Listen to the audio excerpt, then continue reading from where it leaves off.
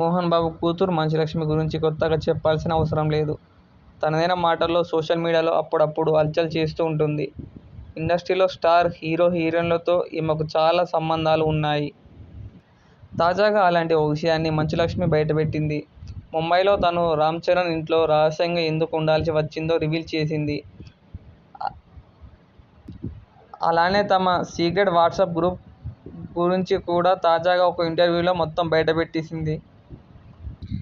తనని ముంబై రమ్మని రానా రకుల్ప్రీత్ సింగ్ చాలాసార్లు చెప్పారని, అయితే అక్కడికి వచ్చిన వెంటనే అపార్ట్మెంట్ దొరక్కపోవడంతో కొన్నేళ్ల పాటు రామ్ చరణ్ ఇంట్లో ఉండాల్సి వచ్చిందని మంచులక్ష్మి చెప్పింది.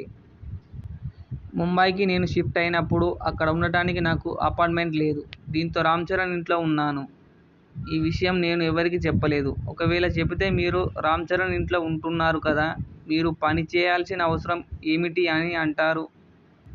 అందుకే నేను ఇక్కడ ఉన్నట్లు ఎవరికీ చెప్పొద్దని చరణ్కు కూడా చెప్పాను. దీంతో నేను ఎందుకు చెబుతాను అని అన్నాడు రామ్ చరణ్.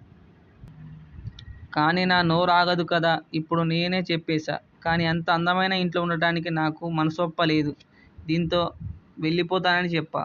అయితే నీకు నచ్చినన్ని రోజులు నా ఇంట్లో ఉండు అని చరణ్ చెప్పాడు. అలా ఎన్ని రోజులు ఉన్నానో కూడా చరణ్కి కూడా తెలియదు అని మంచులక్ష్మి చెప్పుకొచ్చింది.